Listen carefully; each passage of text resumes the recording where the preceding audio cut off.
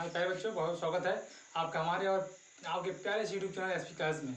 तो प्यारे बच्चों, आज हम ये वीडियो क्लास 9 का फिजिक्स का यानी फिजिक्स कह सकते हैं साइंस का ये वीडियो लेकर आए हैं। इसमें आपको जो मैं पढ़ाऊँगा वो फिजिक्स वाला पार्ट। आपको मालूम है साइंस में आपके 3 पार्ट हैं। क्लास 8 तक जो अभी तक आप पढ़ते आए हैं साइंस के नाम से, उसमें कोई पार्ट आपका नहीं था, कोई पार्टीशन नहीं था। लेकिन अब क्लास 9 से आपका फिजिक्स जो आपका साइंस है यानी विज्ञान जो है वो 3 भागों में बट जाता है ना। तो विज्ञान आपका कौन से 3 भागों में बढ़ता है इसकी बात कर लेते हैं। साइंस जो होता है आपका, साइंस किन किन 3 भागों में आपका बांटा गया है, वो आपके 3 भाग हैं। सबसे फर्स्ट आपका भौतिकी, जिसको भौतिक विज्ञान बोलते हैं, भौतिक विज्ञान। तो दूसरा आपका है रसायन विज्ञान, और जो थर्ड आपका है वो जीव विज्ञान। मेरे प्यारे बच्चों, आप लोग ध्यान दीजिएगा, आपके एग्जाम में जो आने वाला है, यानी अगर नंबरिंग की बात करें तो इसमें से 25 नंबर का आता है, इसमें से 20 नंबर का आता है, और इसमें से 25 नंबर का आता है। कह सकते हैं टोटल 25, 25, 50, 20, 70 नंबर का आपका रिटन एग्जाम होता है ना। यानी जो साइंस का जो एग्जाम होगा आपका, उसमें 70 नंबर के क्वेश्चन आपके होंगे, जिसमें से 25 नंबर भौतिक विज्ञान से होगा और 20 नंबर रसायन विज्ञान से होगा, 25 नंबर जीव विज्ञान से होगा। ओके, तो ध्यान देना है, जो आपका बचा 30 नंबर, 100 में 30 नंबर बचा आपका। पेपर आपका 100 नंबर का होता है, उसमें 30 नंबर आपका क्या होता है, जो आपके स्कूल में प्रोजेक्ट फाइल टीचर्स बनवाते हैं, आपके सब्जेक्टुअल टीचर जो होते हैं, जो आपका फाइल बनाते हैं, उस फाइल से 30 नंबर आपको दिया जाता है। ठीक है, ये सारे के सारे सब्जेक्ट्स का बनता है ना। यहाँ पर वैसे साइंस का ही बनता है। तो 30 नंबर आपका प्रोजेक्ट फाइल के लिए रखा जाता है। ओके, ये आपका नंबरिंग वर्ड। डियर स्टूडेंट्स, मैं आपको जो यहाँ पर इस वीडियो को लेके आया हूँ, मैं आपको भौतिक विज्ञान के बारे में पढ़ाने वाला हूँ। भौतिकी क्या है, भौतिक विज्ञान का, इसके बारे में आपको मैं बताऊंगा। ओके गाइस, तो आइए समझते हैं भौतिक विज्ञान। स्टार्ट करते हैं हम। भौतिक विज्ञान क्या है, सबसे पहले इससे गाइस, भौतिक विज्ञान क्या है। विज्ञान की डिफिनेशन तो आप हमेशा से पढ़ते आए हैं, आज हम भौतिक विज्ञान की डिफिनेशन से स्टार्टिंग करेंगे। भौतिक विज्ञान जिसको फिजिक्स बोला जाता है, फिजिक्स। भौतिक विज्ञान क्या है, इसको समझने की कोशिश करते हैं। तो डियर स्टूडेंट्स, वास्तव में भौतिक विज्ञान या भौतिकी क्या है, आपके आसपास घटने वाली घटनाएं ही क्या है, आपकी भौतिकी है। जैसे आप अभी बारिश का मौसम है, तो आप क्या देखते होंगे, बारिश क्या हो रहा है, बारिश हो रही है। बादलों का जो बनना है वो भी साइंस है, और पानी का गिरना ये भी साइंस है, यानी साइंस बोले भौतिकी है आपका। ठीक है, आपके आसपास होने वाली प्रत्येक घटनाएं जो प्रकृति में होती हैं, वो क्या है, आपकी भौतिक विज्ञान है। आपके आसपास प्रकृति में जो भी घटनाएं हो रही हैं, वो सारी की सारी घटनाएं क्या है, आपकी भौतिक विज्ञान है। क्या है, भौतिक विज्ञान है। तो आइए डियर स्टूडेंट्स, आप समझते हैं इसकी डिफिनीशन क्या दे सकते हैं, है ना। इसकी डिफिनीशन क्या हो सकती है, भौतिक विज्ञान की डिफिनीशन। जैसा कि मैंने अभी बोला आपको कि आपके आसपास प्रकृति में घटने वाली सारी की सारी घटनाएं ही क्या है, आपकी भौतिक विज्ञान है। तो हम इसी आधार पर इसका डिफिनीशन बनाने की कोशिश करते हैं। तो चलिए, इसकी डिफिनेशन की अगर बात करूं तो भौतिक विज्ञान विज्ञान की वह शाखा है। क्या है, भौतिक विज्ञान विज्ञान की वह शाखा है जिसके अंतर्गत प्रकृति एवं प्रकृति के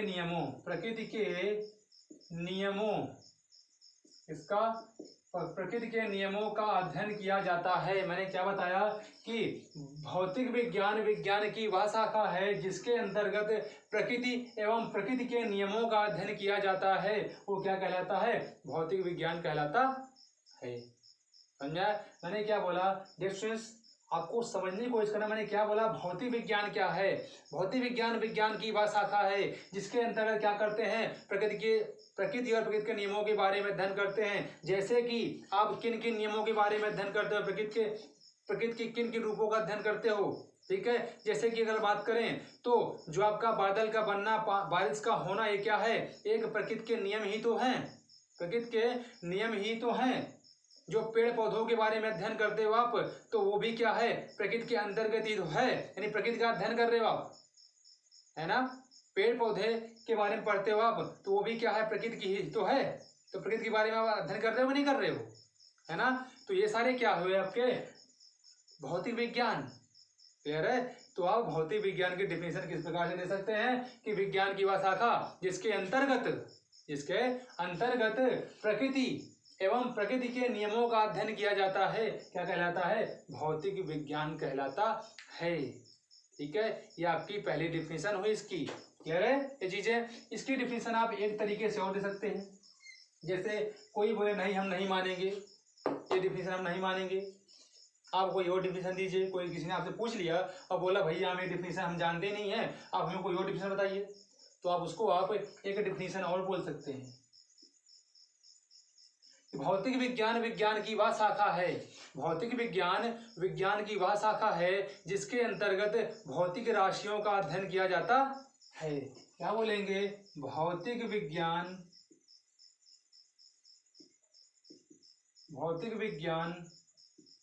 विज्ञान की वह शाखा है जिसके अंतर्गत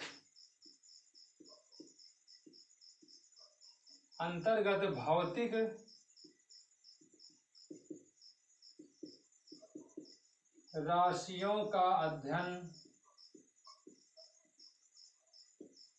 किया जाता है। वो क्या कहलाता है, भौतिक विज्ञान कहलाता है। मेरे प्यारे बच्चों एक बात ध्यान दीजिएगा, अगर आप पहले डिफिनेशन किसी को बताते हो कि भौतिक विज्ञान विज्ञान की वह शाखा है जिसके अंतर्गत प्रकृति और प्रकृति के नियमों का अध्ययन किया जाता है, भौतिक विज्ञान कहलाता है, कोई ना माने उसको 2-4 घंटा मत लगाना आप लोग। ठीक है, 2-4 घंटा मत लगाना, आप क्या करना, आराम से आना। ठीक है, और बुक में उसको दिखा देना, हाँ बुक में भैया लिखी गई है, तो आप खुद ब खुद मान लेगा।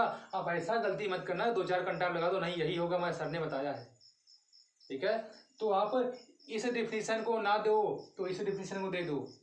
ठीक है, आपके पास ऑप्शन में 2 डिफिनेशन हैं, आप कोई भी डिफिनेशन दे सकते हो। आपकी दूसरी डिफिनेशन है कि भौतिक विज्ञान विज्ञान की वह शाखा है जिसके अंतर्गत क्या करते हैं हम, भौतिक राशियों का, किसका, भौतिक राशियों का अध्ययन करते हैं, वो क्या होता है आपका भौतिक विज्ञान कहलाता है ना, भौतिक विज्ञान कहलाता है।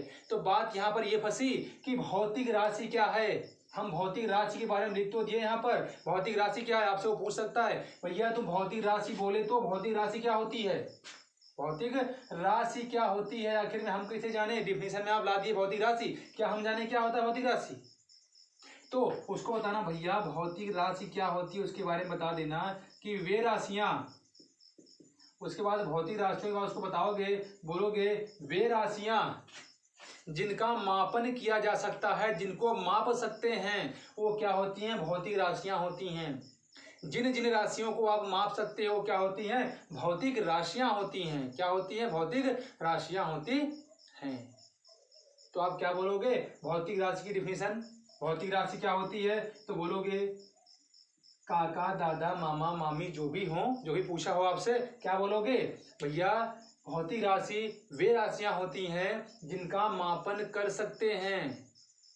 अब बोलेगा 2-4 एग्जाम्पल दे दो भैया कैसे हम समझें किसका मापन कर पाएंगे, तो भैया ये बताओ, उनसे बोलना आप कपड़ा लेने जाते हो तो बोलते हो 4 मीटर 5 मीटर कपड़ा दे दो, है ना, बोलते हो कि नहीं, ऐसा तो नहीं बोलते हो कि भैया मुझे कपड़ा दे दो 4 किलो, आई किलो के हिसाब से भी आता है, लेकिन कपड़े लंबाई के हिसाब से ही नापे जाते हैं, बोल सकते हैं कपड़े की लंबाई को आप क्या रहे माप रहे हो, तो लंबाई क्या है, अगर लंबाई मापे हम तो वो क्या होता है, सॉरी हम लंबाई को माप सकते हैं कि नहीं, तो लंबाई को अगर माप सकते हैं तो लंबाई क्या है, भौतिक राशि है, लंबाई क्या है, भौतिक राशि है। भैया आप किसी दुकानदार, किराने वाले दुकानदार पे चले गए, किराने वाली दुकान पर आप चले गए, तो वहां पर आप शक्कर लेने गए, तो क्या बोले, भैया मुझे 1 किलोग्राम शक्कर या 2 किलोग्राम शक्कर या 5 किलोग्राम शक्कर दे दो। आपने क्या, उसने क्या किया, तुरंत एक तरफ बाट रखा 5 किलो का, दूसरी तरफ तुरंत शक्कर तौल दिया आपको 5 किलो, तो हुआ क्या, 5 किलो शक्कर को वो तौला, मापा, यानी मापना मतलब किसको तौल रहा है, किसी भी क्वांटिटी को माप रहा है कितना किलोग्राम है, यानी द्रव्यमान, यानी कि द्रव्यमान को आप क्या कर सकते हो, माप सकते हो। तो द्रव्यमान भी क्या है आपका, भौतिक राशि है। अगर मैं क्षेत्रफल की बात करूं और कोई आयत दिया गया है तो आयत का क्षेत्रफल निकाल सकते हैं आप लोग, क्या होता है, लंबाई गुणे चौड़ाई होती है ना। तो आप आयत की क्षेत्रफल आसानी से निकाल सकते हो। तो क्षेत्रफल भी अगर आप माप सकते हो तो क्या होगा, क्षेत्रफल भी आपका, क्षेत्रफल क्या आपका भौतिक राशि है। समय की बात करें, क्या समय माप सकते हो, बिल्कुल माप सकते हो, समय बिल्कुल माप सकते हो, समय भी क्या आपकी एक भौतिक राशि है। घनत्व भी माप सकते हो, चाल भी माप सकते हो, बल भी माप सकते हो आदि। ये सारी राशियां बहुत सारी ऐसी लगभग 700 से 800 ऐसी राशियां हैं जिनका मापन हम कर सकते हैं। कितनी राशियां हैं, 700 से 800 राशियों के बीच में इतनी राशियां हैं जिनका मापन हम कर सकते हैं। इतनी राशियां हैं भाई, इतनी राशियों को कैसे हम अपने दिमाग में रखेंगे, दिमाग फट जाएगा। अभी हम कोई डिफिनीशन आपको याद करने को बोलते हैं, भैया कि कोई डिफिनीशन आप याद करके आओ, 4 दिन लग जाते हैं उस डिफिनीशन को याद करने में। फिर उसके बाद टीचर पूछता है तो बोलते हैं सर भूल गए, बहाना बनाते हो, सर दर्द कर रहा था, बुखार आ गया था, ऐसा वैसा, ये हो गया वो हो गया, है ना। तो ये बताइए, एक छोटी डिफिनीशन हमको 3 दिन 4 दिन में याद नहीं हो रही है, तो हम 700 से 800 राशियों को कैसे दिमाग में रखेंगे, है ना। तो इनको कैटेगराइज किया गया, इनको भौतिक राशियों को 2 भागों में बांटा गया, ठीक है। भौतिक राशियों को 2 भागों में बांटा गया। देखते हैं किन किन 2 भागों में बांटा गया। तो डियर स्टूडेंट्स, भौतिक राशियों को 2 भागों में बांटा गया। भौतिक राशियां 2 प्रकार की होती, कितने प्रकार की होती हैं, 2 प्रकार की होती हैं। कौन कौन से मेरे प्यारे बच्चों, कौन कौन से, पहली होती है मूल राशि, ठीक है। दूसरी होती है आपकी व्युत्पन्न राशि। पहली होती है मूल राशि, जिसको इंग्लिश में फंडामेंटल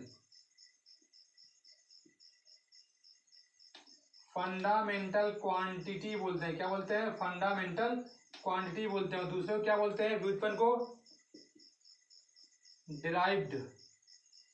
डिराइव्ड क्वांटिटी। ओके, तो पहले वाली राशि को कैसे डिफाइन करेंगे, मैंने आपको बताया ये भौतिक राशि के ही क्या है, अंदर में है, यानी अंडर में है, यानी भौतिक राशियों के प्रकार हैं, कह सकते हैं भौतिक राशियों के अंडर में ही है। तो प्यारे बच्चों, ये मूल राशि क्या है आखिर में जब 700 से 800 राशियां थी, तो जब इनको बांटा गया, 2 भागों में कैटेगराइज किया गया, तो आखिर मूल राशियां क्या है, इनमें किन राशियों को रखा गया, इनमें किन राशियों को रखा गया और इनमें किन राशियों को रखा गया। तो आइए देखते हैं किन किन राशियों को इनमें स्थान दिया गया। मूल राशि में किसको स्थान दिया गया और व्युत्पन्न राशि में किसको स्थान दिया गया। गाइस आइए सबसे पहले बात करते हैं मूल राशियों की। मूल राशियों की मूल राशियां क्या होती हैं।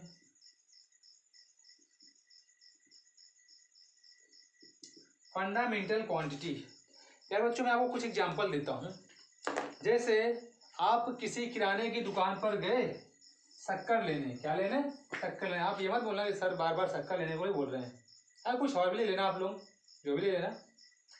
मान लीजिए आप शक्कर लेने गए किराने की दुकान पर, बोले भैया मुझे 5 मीटर शक्कर दे दो।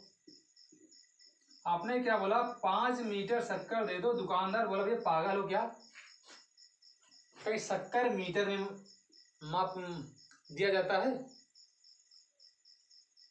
है ना। दुकानदार बोला भैया पागल हो क्या शक्कर भी मीटर में दिया जाता है। और आप हुआ क्या, कुछ दिन बाद ही आप चले गए एक दुकानदार के पास जो कपड़े की दुकान रखा था, ठीक है, जो कपड़े की दुकान रखा था। आप उसके पास गए, भैया बोले मुझे 1 किलोग्राम कपड़ा दे दो। उसने बोला भैया पगला गए हो, जो आप कपड़े को किलोग्राम में मांग रहे हो। भैया कपड़े को मीटर में मापो, सेंटीमीटर में मांगो, हम दे सकते हैं। ये किलो में क्या है, ये किलोग्राम में क्या है। तो ये स्टूडेंट्स एक बात ध्यान देना, मैं यहाँ आपको समझाना क्या चाह रहा हूँ, मैं ये कहना चाह रहा हूँ कि आप द्रव्यमान की जगह पर मीटर को प्रयोग नहीं कर सकते, या मीटर की जगह पर द्रव्यमान का प्रयोग नहीं कर सकते। या जब आप कभी मान लो मैं अभी आपसे पूछूं कि मुझे कितना समय हुआ पढ़ाते, मुझे कितना समय हुआ पढ़ाते, बोलेंगे सर आपको 4 मीटर हो गया पढ़ाते, आपको 4 मीटर समय हो गया पढ़ाते, या आपको 4 किलोग्राम पढ़ाते समय हो गया। तो ये कोई बात है, 4 किलोग्राम समय हो गया इसका मतलब क्या है, 4 मीटर समय हो गया इसका मतलब क्या है। तो इसका कोई मीनिंग ही नहीं निकलता, मीनिंगलेस वर्ड है सब।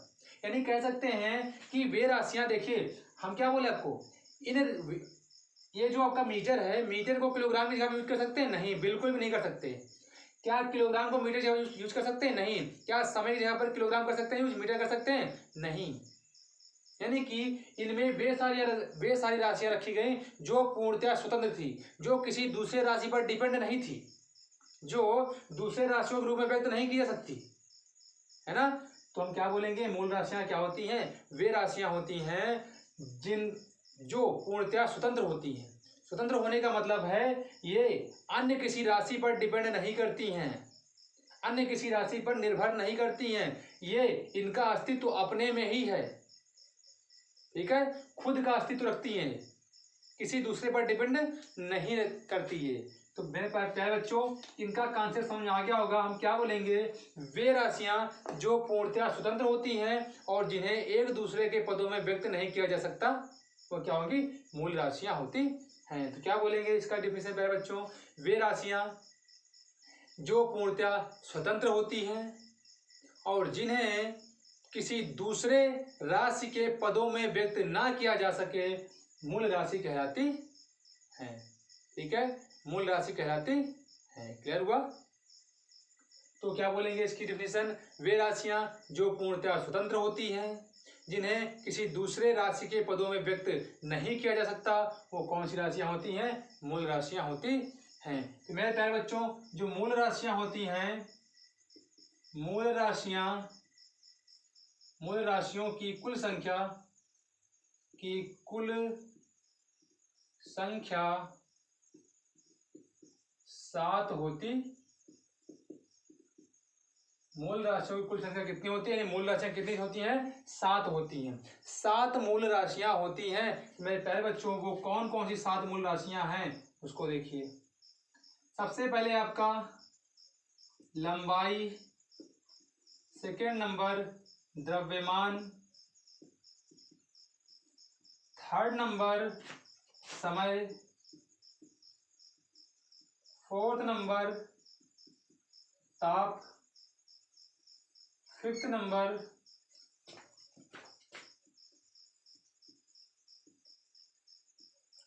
विद्युत धारा, सिक्स नंबर ज्योति तीव्रता,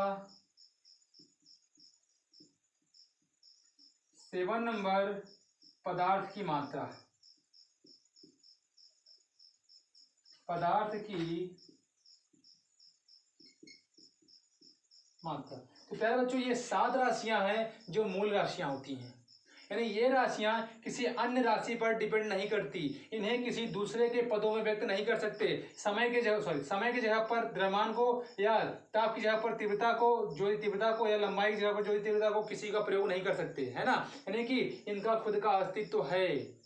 लंबाई में ही बोली जाएगी, द्रव्यमान के ऊपर ही डिपेंड करेगा, यानी कि ये राशियां एक दूसरे पर डिपेंड नहीं करती।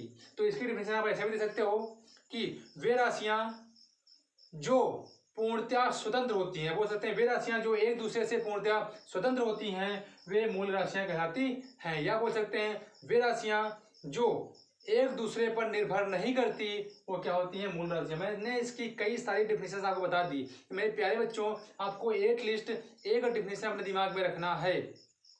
आप इसी को दिमाग में रखो कि वे राशियां जो पूर्णतः स्वतंत्र होती हैं और जिन्हें एक दूसरे के पदों में व्यक्त नहीं किया जा सकता, वो क्या होती हैं, मूल राशियां होती हैं। और मूल राशियों की संख्या कितनी होती है, 7 मूल राशियां होती हैं। मेरे प्यारे बच्चों, 7 मूल राशियां कौन कौन सी होती हैं, लंबाई, द्रव्यमान, समय, ताप, विद्युत धारा, ज्योति तीव्रता, पदार्थ की मात्रा। ये 7 राशियां हैं जो किसी अन्य राशियों पर डिपेंड नहीं करती, बिल्कुल भी नहीं करती। ओके, तो चलिए आगे देखते हैं कि मूल राशियां हो गई आपकी। मूल राशियों से ही बात अब आगे बढ़ती है कि व्युत्पन्न राशियां क्या होती है ना। आज प्यारे बच्चों मूल राशियां आपकी हो गई। अब देखते हैं व्युत्पन्न राशियां क्या होती हैं। आइए चलिए देखते हैं व्युत्पन्न राशि क्या होती है।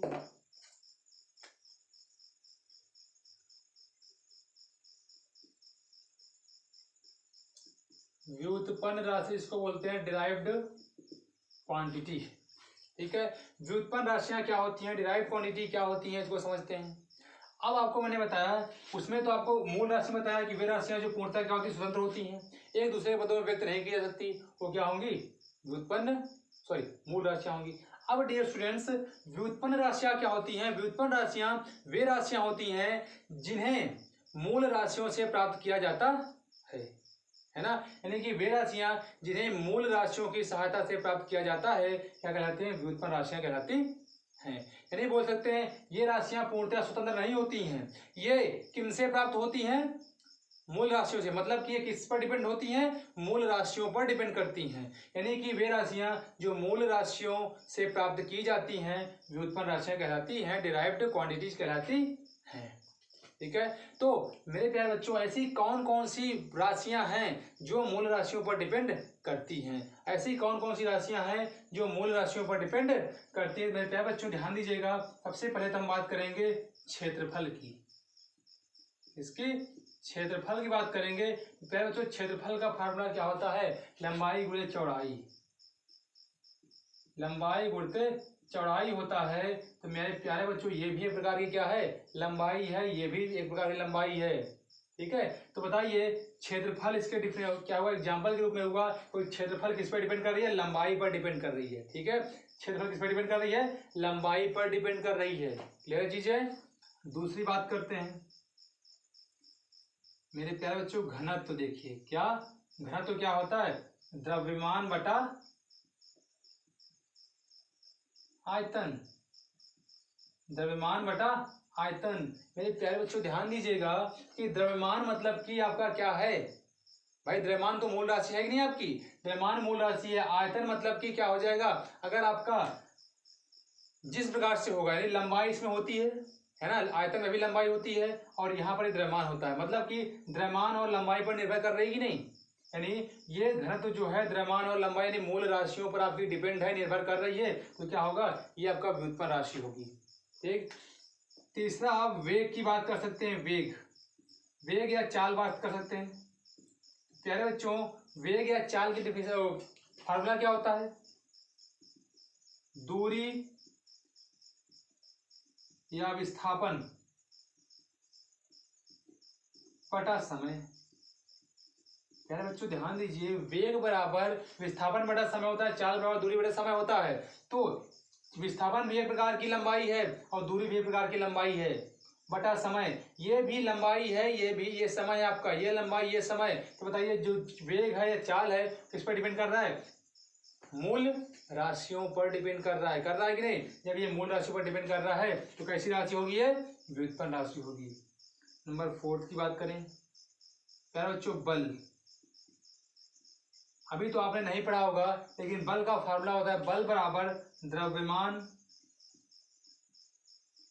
गुणते त्वरण। आपने त्वरण भी पढ़ के नहीं रखा है। अभी आप अपने आने वाले जो नेक्स्ट आपका चैप्टर है, यानी स्टार्टिंग जो चैप्टर है उस चैप्टर में आप पढ़ेंगे कि त्वरण क्या होता है। उसके बाद चैप्टर पढ़ेंगे कि बल क्या होता है। ओके, तो आप क्या होता है, द्रव्यमान गुणे आयतन त्वरण होता है। ठीक है, तो द्रव्यमान तो आपका क्या है, मास है, द्रव्यमान है, ये आपका मूल राशि है आपका। त्वरण की बात करें तो त्वरण आपका क्या होता है, द्रव्यमान गुणे त्वरण का मान होता है वेग परिवर्तन, वेग बटा समय। ये बताइए वेग स्वयं जो है किस पे डिपेंड कर रहा है, मूल राशियों पर। वेग स्वयं मूल राशियों पर डिपेंड कर रहा है, तो यहाँ भी वेग मूल राशियों पर डिपेंड करेगा। ये भी मूल राशि, ये भी मूल राशि है, यानी बल भी क्या है, मूल राशियों पर डिपेंड कर रहा है। यानी त्वरण भी क्या है, मूल राशियों पर डिपेंड कर रहा है। तो त्वरण भी क्या होगा आपका, व्युत्पन्न राशि होगा, बल भी क्या होगा आपका, व्युत्पन्न राशि होगा। तो मेरे प्यारे बच्चों, आप लोग मूल राशि और व्युत्पन्न राशि समझ गए होंगे, है ना। तो आगे आते हैं, बात करते हैं पूरक राशि के बारे में। किसके बारे में, पूरक राशि के बारे में चर्चा करते हैं कि पूरक राशि क्या होता है, कॉम्प्लीमेंट्री क्वांटिटी क्या होता है, कॉम्प्लीमेंट्री क्वांटिटी क्या होता है उसको समझते हैं। ठीक है, आइए पूरक राशि।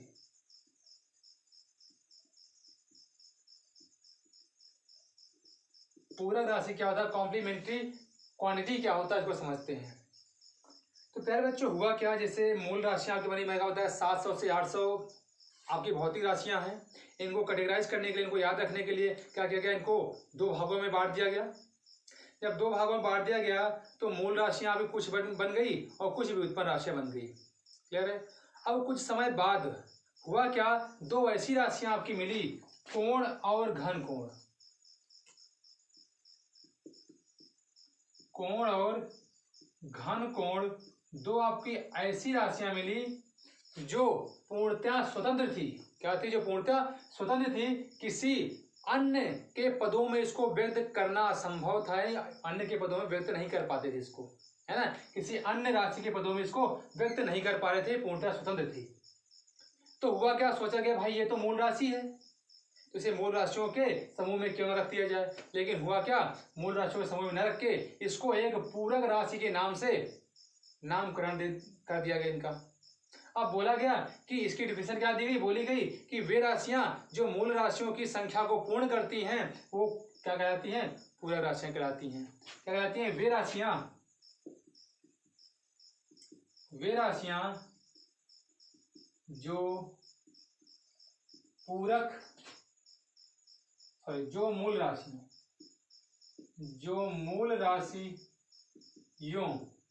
राशियों की संख्या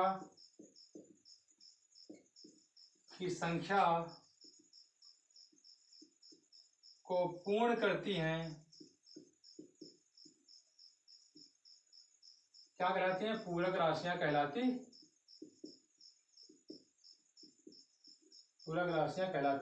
हैं। तो प्यारे बच्चों, इसमें आपके जो दो एग्जाम्पल थे वो कौन कौन से एग्जाम्पल है, दो, एक है आपका कोण और दूसरा आपका क्या है, घन कोण। ये ऐसी दो राशियां हैं जो क्या हैं, पूरक राशियां होती हैं। कैसी राशियां होती हैं, पूरक राशियां होती हैं। तो मेरे प्यारे बच्चों, आज जो आपको आज की इस वीडियो में पढ़ाया गया, बताया गया, तो आप उसको ध्यान से बड़ी केयरफुल तरीके से वॉच करिएगा और जहां ना समझ में आए उसको, उस पॉइंट को वहां पर वीडियो को पॉज करके पीछे करके आप मुझे बार बार आगे पीछे कर उस चीज को समझ सकते हैं बढ़िया से, है ना। तो आपको क्या करना है कि मैं किसी भी चीज को एक या दो बार या तीन बार बताने से अच्छा है मेरे कि आप मेरे को पॉज कर लीजिए, मेरे को पीछे कर लिए और आप उस पॉइंट को फिर से समझ लीजिए, है ना। तो प्यारे बच्चों, आज के लिए उतना ही रखते हैं। Thank you for watching.